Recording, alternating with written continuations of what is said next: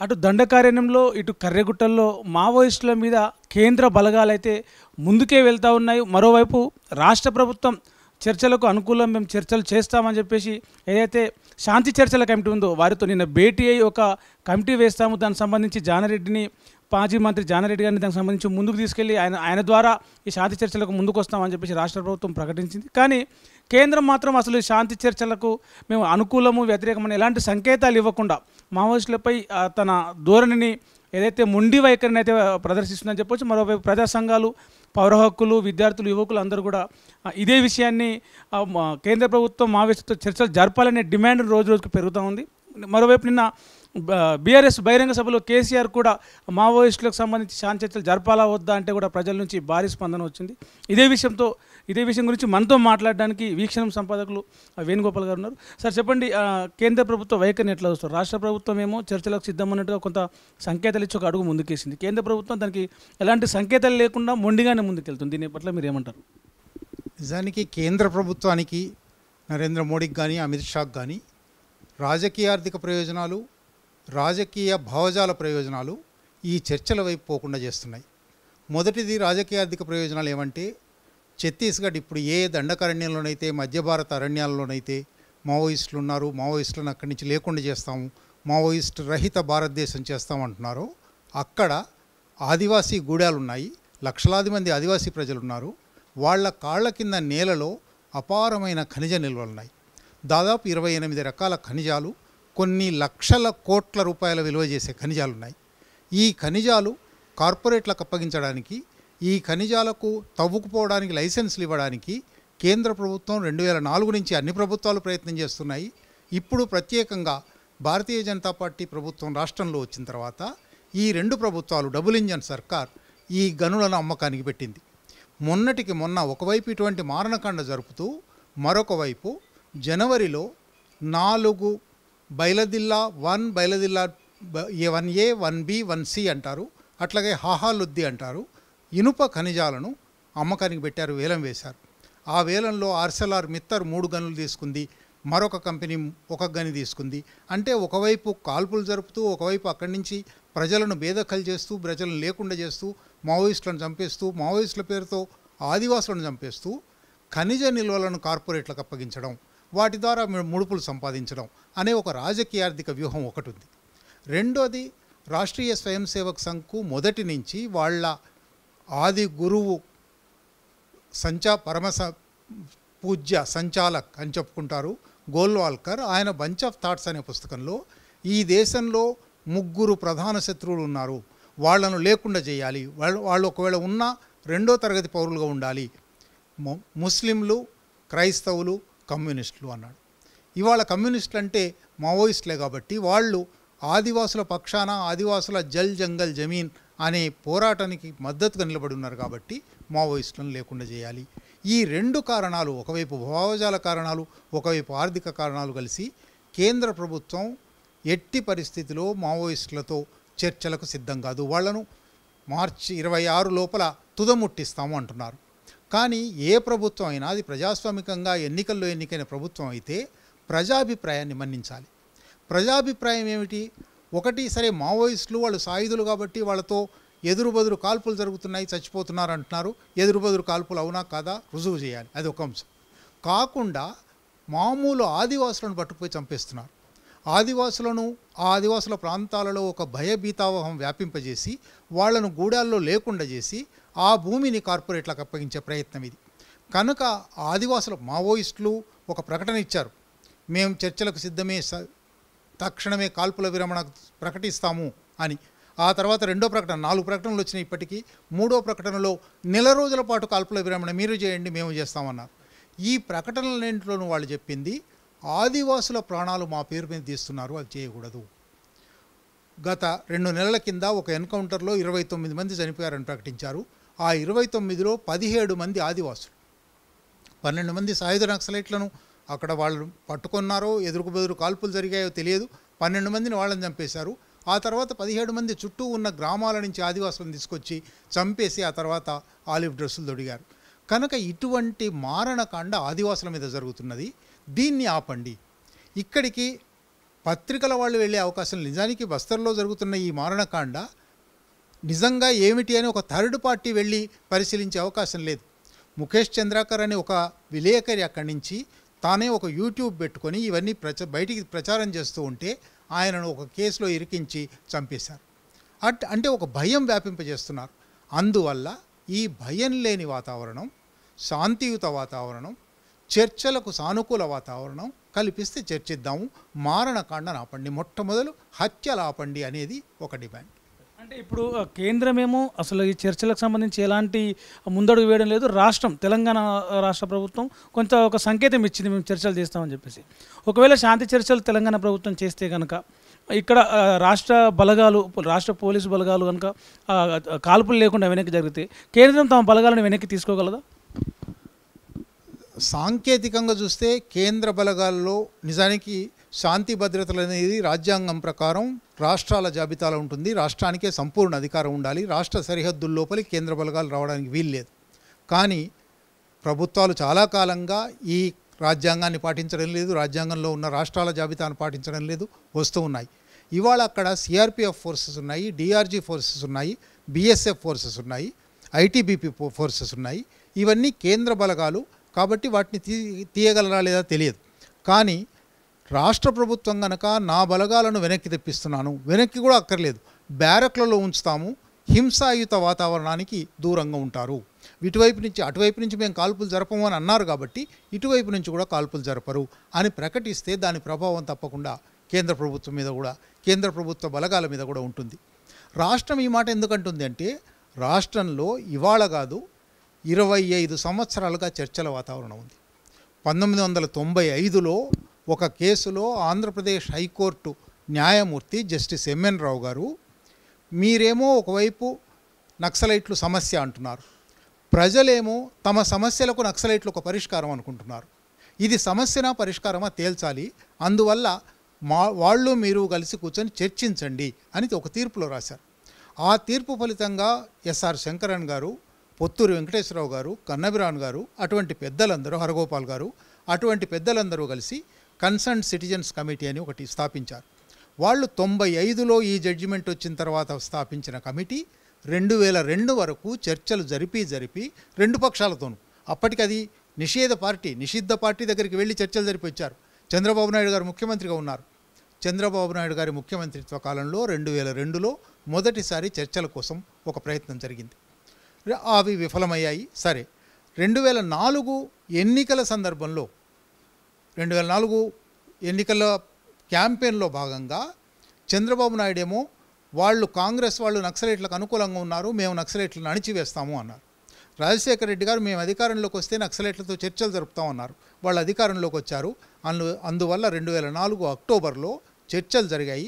2004 మేలో ప్రభుత్వం అధికారంలోకి వస్తే 2004 జూన్ నుంచి 2004 డిసెంబర్ వరకు 2005 జనవరి వరకు కాల్పుల విరమణ రెండు వైపులా ప్రకటించారు. 2004 అక్టోబర్లో చర్చలు జరిగాయి. మంజీరా గెస్ట్ హౌస్కు వాళ్ళు వచ్చారు. భూమి సమస్య, తెలంగాణ సమస్య, అటు అనేక సమస్యలు చర్చించారు. కనుక ఆంధ్రప్రదేశ్లో, ఉమ్మడి ఆంధ్రప్రదేశ్లోను తెలంగాణలోనూ చర్చల వాతావరణం ఉంటుంది. చర్చలంటే ఏమిటి అని తెలుసును. నిజానికి 2002 చర్చల సందర్భంలోనూ 2004 చర్చల సందర్భంలోనూ దినపత్రికలన్నీ పాఠకుల నుంచి, ప్రజల నుంచి అభిప్రాయాలు సేకరించాయి. 2002లో కొన్ని వేల మంది వార్తాపత్రికలు తమ అభిప్రాయాలు ప్రకటించారు.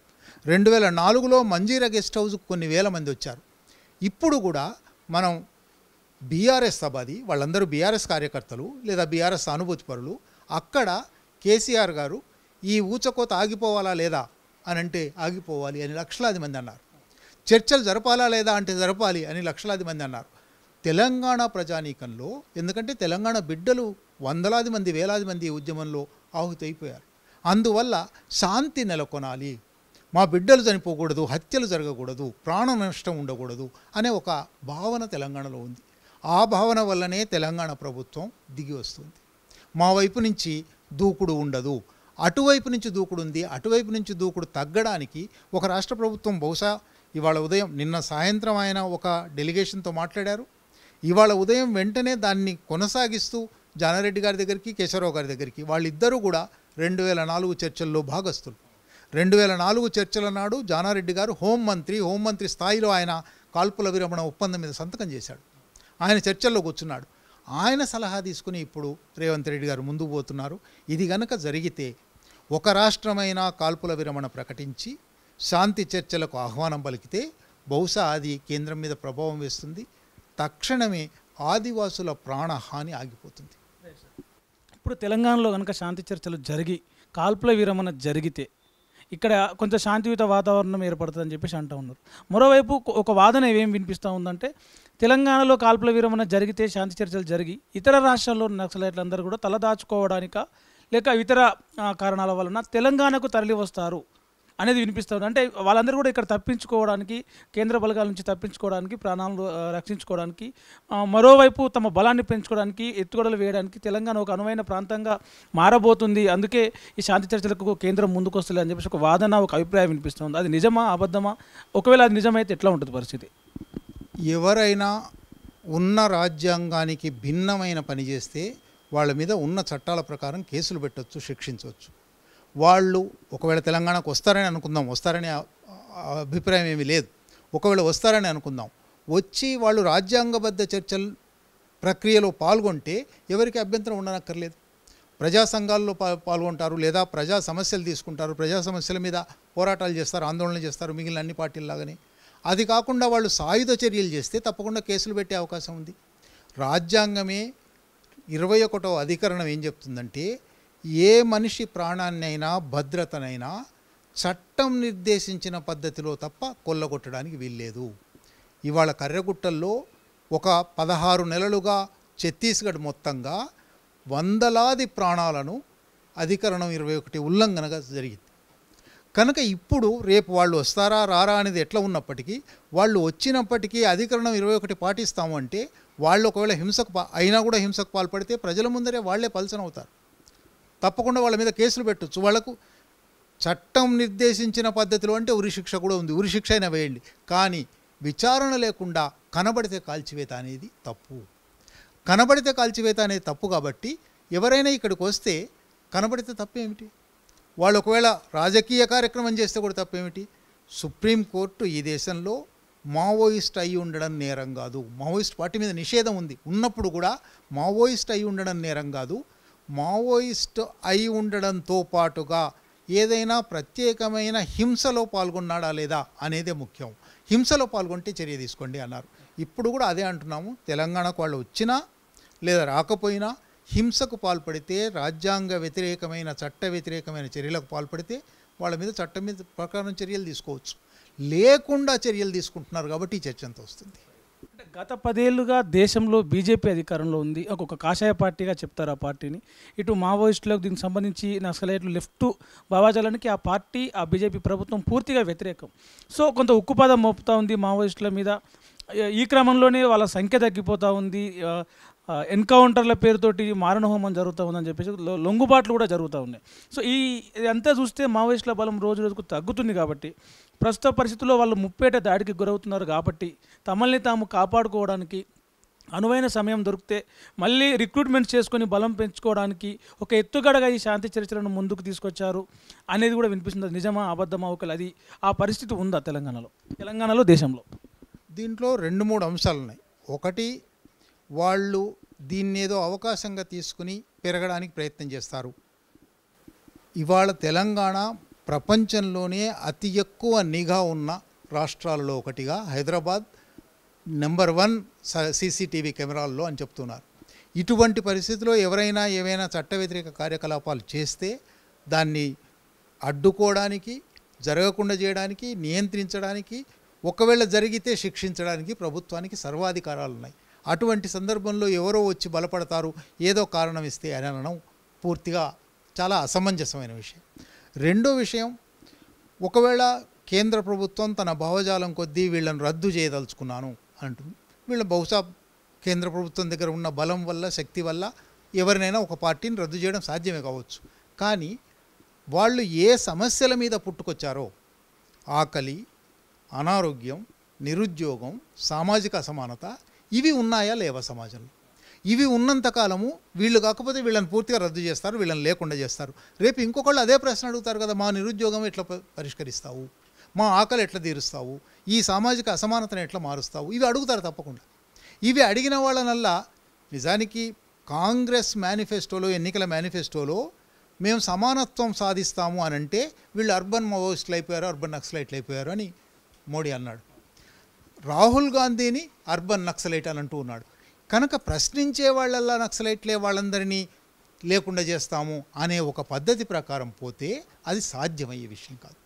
ఒక పార్టీని లేదా ఒక వ్యక్తిని సంహరించడం సులభమే, కానీ సమస్యలు ఉన్నాయి కదా, ఏ సమస్యల మీద ఆధారపడి ఈ ఉద్యమాలు వస్తున్నాయో, ఇది కాకపోతే వేరే ఉద్యమం. తెలంగాణలో నిరుద్యోగ ఉద్యమం జరుగుతుంది. గత 11 సంవత్సరాలుగా నిరుద్యోగం ఉంది. ఇప్పుడు కొత్త ప్రభుత్వం వచ్చిన తర్వాత కూడా నిరుద్యోగం కొనసాగుతుంది. నిరుద్యోగంలో లోపల మంట ఉంది. ఈ మంట ఎప్పుడైనా బగ్గుమనే అవకాశం ఉంది. దానికి ఎవరన్నా ఒకళ్ళు రావాలా, నాయకత్వం వహించాలా. నాయకత్వం వహించదలుచుకున్న వాడిని అలా తీసేస్తే మంట చల్లార్చగలవా? కనుక ఇది చాలా సామాజిక, చారిత్రక, రాజకీయ, ఆర్థిక సమస్య. ఇది కేవలం శాంతి భద్రత సమస్య. నేను శాంతిని అమలు చేస్తాను, ఒకళ్ళని చంపేస్తాను అంటే సాధ్యమయ్యేది కాదు. అంటే అమిత్ షా చాలా క్లియర్గా ప్రకటన చేస్తుంది ఏమని, 2026 మార్చి 1 నాటికి మావోయిస్టు రహిత అడవుల్లో ఉన్న అన్నలు లేకుండా చేస్తాం భారతదేశాన్ని అని చెప్పేసి, ఆ తర్వాత అర్బన్ నక్సలైట్ల పని పడతామని చెప్పేసి చాలా క్లియర్గా అర్థమయ్యేలాగా, చాలా అందరికీ అర్థమయ్యేలాగా చాలా క్లియర్గా చెప్తా ఉన్నారు. అంటే సరే, మావోయిస్టులు, అడవుల్లో ఉన్న మావోయిస్టులు అది శాంతి చర్చలకు వస్తారు, ఆ విషయం పక్కన పెడితే అర్బన్ నక్సలైట్స్, రాహుల్ గాంధీని స్వయంగా ఒక ఎంపీని, ఒక కాంగ్రెస్ పార్టీకి సంబంధించిన ఒక ప్రధాన నాయకుడిని అర్బన్ నక్సలైట్లు ఉన్నారు. ఇంకా చాలామంది కూడా అర్బన్ నక్సలైట్ల ముసుగులో ఇదేమంటారు, ఏదైతే ప్రభుత్వ వ్యతిరేక కార్యకలాపాలు చేస్తున్నారో ఆ రహస్య జీవితాన్ని గడుపుతూ ఈ అర్బన్ నక్సలైట్లు పట్టణాల్లో, గ్రామాల్లో, నగరాల్లో ఉన్నారు. అట్లాంటి పరిస్థితుల్లో, అట్లాంటి వాతావరణం ఏమైనా ఉందా సార్? ఇది వాళ్ళ కోరిక. అంటే ఈ ఒక్క ఇక్కడ మాత్రమే కాదు, అమిత్ షా మాత్రమే కాదు, జార్జ్ బుష్ ఇరాక్ మీద యుద్ధం చేసినప్పుడు మాతో లేకపోతే వాళ్ళతో ఉన్నట్టే అన్నాడు. అంటే మేము వాళ్ళు తప్ప ఇంకా వేరే మధ్యలో వాళ్ళు. నిజానికి మన సమాజంలో ప్రశ్నించేవాళ్ళు, ప్రశ్నను ఎదుర్కొనే ప్రభుత్వంలో ఉన్నవాళ్ళు కాకుండా మధ్యలో అసంఖ్యాక జనం ఉన్నారు, కోట్లాది మంది ఉన్నారు. ఈ కోట్లాది మందిని అవతలి వైపు నెట్టడానికి ఇది ఉపయోగపడుతుంది తప్ప అంతకన్నా వేరే కాదు. ఇట్లా వాళ్ళను ఫలానా ముహూర్తం పెట్టి లేకుండా చేస్తాము. ఈయనే 2022లో మొదటిసారి ఈ మాట అన్నాడు. 2024 ఎన్నికలకు మావోయిస్ట్ రహిత భారతదేశంలో పోతాము అని. ఎన్నికలు అయిపోయాయి, ఏడాది అయిపోయింది, అది జరగలేదు. ఆ తర్వాత మావోయిస్ట్ రహిత భారత్ దగ్గర నుంచి మావోయిస్ట్ రహిత ఛత్తీస్గఢ్కి వచ్చాడు.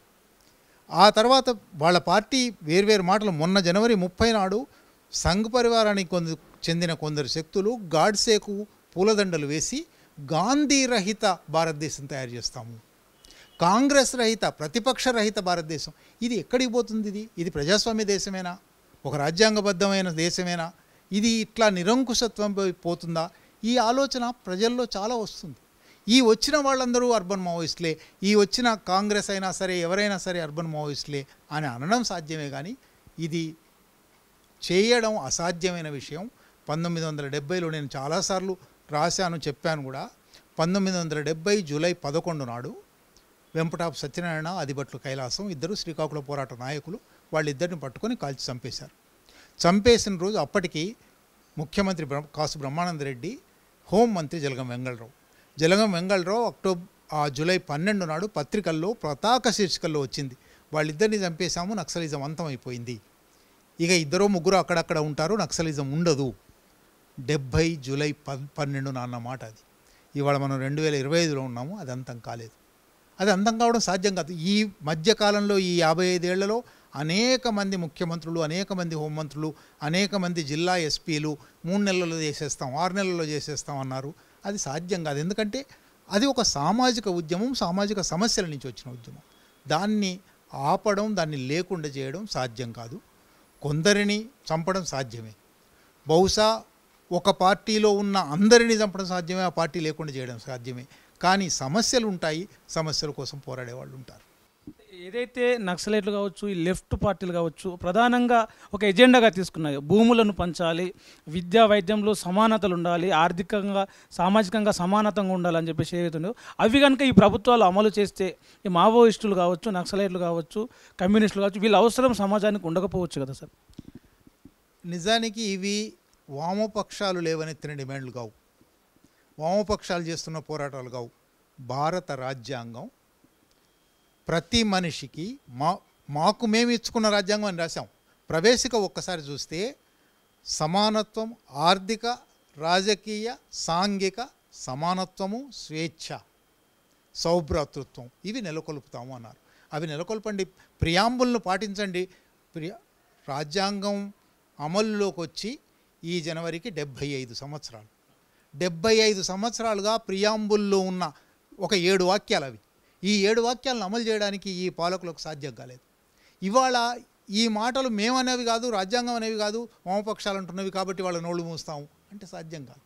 భారత ప్రజలమైన మేము మాకు ఇచ్చుకున్న ఆదర్శాలు ఉన్నాయి. ఈ ఆదర్శాల కోసం ఒకరు కాకపోతే ఒకరు పోరాడుతూనే ఉంటారు. అంటే ఈ శాంతి చర్చలు జరిగితే కనుక అటు కేంద్రం ముందుకు వచ్చిన, ఒకవేళ రాష్ట్ర ప్రభుత్వం శాంతి చర్చలు జరిపినా ఏ అంశాలు టేబుల్ మీదకి వచ్చే అవకాశం ఉన్నాయి సార్? తప్పకుండా భూమి సమస్య, భూ సంస్కరణలు జరగాలి అనేది జాతీయోద్యమ డిమాండ్. 1920ల నుంచి 47 దాకా ఆ మాట అంటూ వచ్చారు. 47 తర్వాత కౌలుదారి రక్షణ చట్టాలు వచ్చాయి, భూ సంస్కరణ చట్టాలు వచ్చాయి, భూ గరిష్ట పరిమితి చట్టాలు వచ్చాయి. ఈ చట్టాలేవి ఒక్క అక్షరం కూడా అమలు కాలేదు. అందువల్ల ఇప్పటికీ దేశంలో ప్రధానమైన భూమి సమస్య ఉంది. రెండో ప్రధానమైన సమస్య నిరుద్యోగం. మూడో ప్రధానమైన సమస్య అవిద్య. ఇప్పటికి 75 సంవత్సరాల తర్వాత ప్రభుత్వ లెక్కల ప్రకారమే 65% అక్షరాస్యత, 35% అంటే 3 తరాలు గడిచిపోయిన తర్వాత కూడా మనం అందరికీ చదువు చెప్పలేకపోయాం. అవిద్య సమస్య ఉంది. అట్లాగే అనారోగ్యం సమస్య. ఇప్పటికీ కనీస వైద్య సదుపాయాలు లేని గ్రామాలు కోట్లాది ఉన్నాయి. కనుక ఈ సమస్యల మీద తప్పకుండా 2004 చర్చలో జరిగినప్పుడు ఇవే పెట్టారు వాళ్ళు.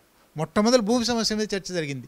భూమి పంపకం చేయండి, పేదలకు భూమి, దున్నేవాడికే భూమి అనే నినాదం తీసుకురండి.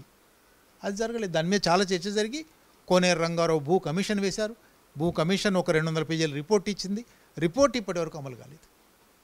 కనుక ఒకవేళ చర్చలంటూ జరిగితే ప్రజలు ఏ సమస్యల మీద ఆందోళనతో ఉన్నారు, ఆ ఆందోళనకు నాయకత్వం వహించడానికి మేము సాయుధులం కావాల్సి వచ్చింది అని వాళ్ళు అంటారు. ఆ సమస్యలు పరిష్కరించండి, వాళ్ళు సాయుధులు కావాల్సిన అవసరమే ఉండదు. అంటే ఈ 78 సంవత్సరాల స్వతంత్ర భారతంలో మొదటి నుంచి ఉన్న సమస్య ఇప్పటివరకు పరిష్కరించబడలేదు అంటున్నారు మీరు. ఒకవేళ పూర్తిగా మావోయిస్టులకే ఈ ప్రభుత్వాలు వచ్చి వాళ్ళకే అధికారం ఇస్తే కనుక ఎన్ని సంవత్సరాలు పట్టొచ్చి వాళ్ళు ఏదైతే ప్రధానంగా ఉన్న ఈ సమస్యలు మీరే, భూ సమస్య కావచ్చు, అవిద్య కావచ్చు, నిరుద్యోగం కావచ్చు, అసమానతలు కావచ్చు? మన ముందర చైనా ఉదాహరణ ఉన్నది. మనకంటే విశాలమైన దేశం. 49లో అధికారంలోకి వచ్చారు. 56 నాటికి భూ సంస్కరణలు పూర్తయినాయి. మొత్తం దేశమంతా భూ సంస్కరణలు పూర్తయి ఎవరికి వాళ్లకు భూమి, దున్నేవాడికి భూమి ఇచ్చి గ్రామం అంతా ఒక కలెక్టివ్ సమిష్టి వ్యవసాయ క్షేత్రం ఏర్పాటు చేశారు. సమిష్టి వ్యవసాయ క్షేత్రం ఏర్పాటు చేయడం వల్ల మీకు అవసరమైన ట్రాక్టర్ల సంఖ్య, అవసరమైన నాగళ్ల సంఖ్య, అవసరమైన విత్తనాల సంఖ్య తగ్గిపోతుంది. అంటే పొదుపు కూడా జరుగుతుంది ఒకవైపు, రెండో వైపు సమానత్వం వస్తుంది. ఇది అసాధ్యమైన విషయం కాదు. ఈ దేశంలో కొన్ని వందల మంది అర్థశాస్త్రవేత్తలు ఈ దేశంలో ఎటువంటి సంస్కరణలు జరగాలో చెప్పి ఉన్నారు. అవి అమల్లోకి పెడితే చాలు. స్వయంగా భారత ప్రభుత్వం వేసిన 2004లో మన్మోహన్ సింగ్ గారి నాయకత్వంలో ప్లానింగ్ కమిషన్ ఒక టాస్క్ ఫోర్స్ కమిటీ వేసింది. శంకరన్ గారు దానిలో సభ్యులు, బాలగోపాల్ కూడా సభ్యులు. వాళ్ళు ఈ దేశంలో వామపక్ష తీవ్రవాద సమస్య పోవడానికి ఏమి చేయాలి అని ఒక 100 పేజీల రిపోర్ట్ ఇచ్చారు. ఆ రిపోర్ట్ అమలు చేయమనండి, ఇంకేం అక్కర్లేదు, ప్రభుత్వమే.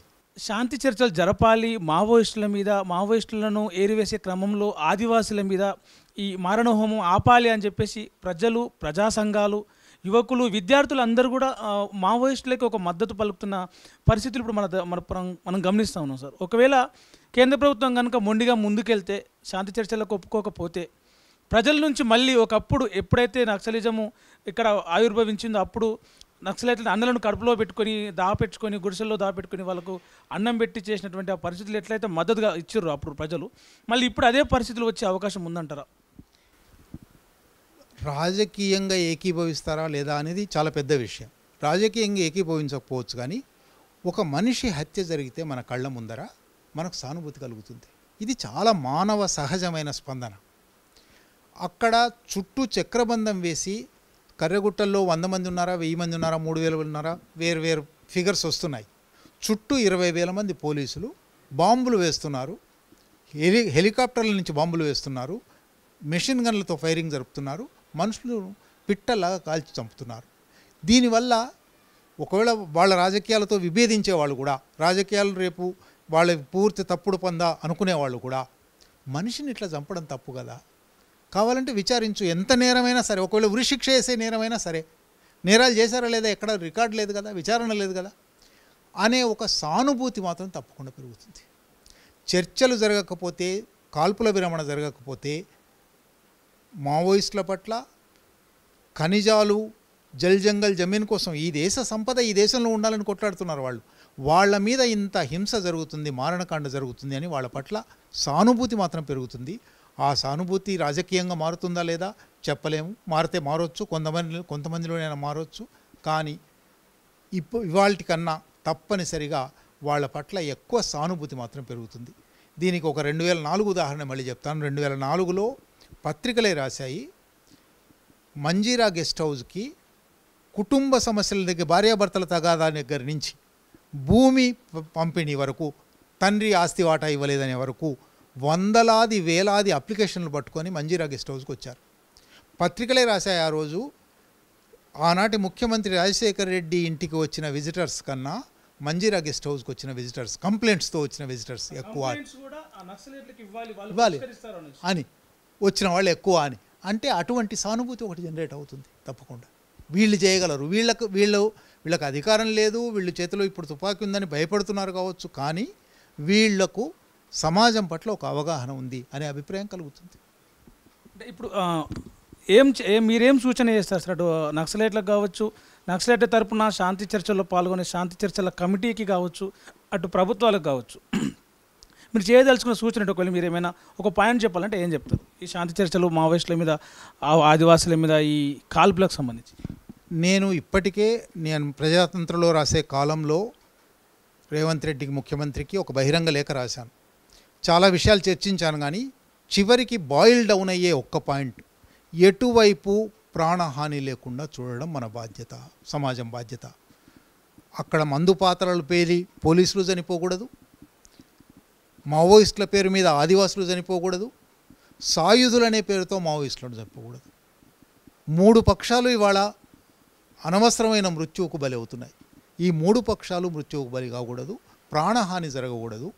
సమస్యలు ఏమిటి, ఈ సమస్యలకు పరిష్కారాలు ఏమైనా ఉన్నాయా, వాళ్ళు చెప్పే ఏకైక పరిష్కారమా, లేక ప్రభుత్వం ఏమైనా పరిష్కరించగలుగుతుందా, 70 ఏళ్ళుగా చెప్పిన పరిష్కారాలు ఎందుకు జరగలేదు, ఇవన్నీ కూర్చొని చర్చ, అక్రాస్ ద టేబుల్. ఏదైనా ఒక ప్రజాస్వామిక సమాజంలో సంభాషణ జరగాలి. సంభాషణ లేదు, నేను చంపేస్తా అంటే ఇది ఏకీభవించను పీకనొక్కు సిద్ధాంతం అని కాళోజీ అన్నాడు. అది జరుగుతుంది ఇప్పుడు. అంటే ఎంతటి సమస్యకైనా ఒక చర్చ చేస్తే, ఒక అర్థవంతమైన చర్చ చేస్తే పరిష్కారం లభిస్తుంది. ఈ శాంతి చర్చలు అనేవి కూడా మావోయిస్టులు అనేది ఒక సమస్య కాదు, వాళ్ళు ఏదైతే డిమాండ్లు, వారు ఏదైతే కోరుతూ ఉన్నారో, మన్మోహన్ సింగ్ హయాంలో ఉన్నప్పుడు వచ్చినటువంటి ఆ నివేదికను అమలు చేస్తే మావోయిస్టుల అవసరం ఉండదు, మావోయిస్టుల కోరుకున్నది సమాజానికి అందుతుంది. దాన్ని చర్చల ద్వారా చర్చించి అది అందుబాటులో అమల్లో అయ్యేలాగా చేస్తే బాగుంటుంది అని చెప్పేసి వీక్షణ వేణుగోపాల్ గారు చెప్తా ఉన్నారు.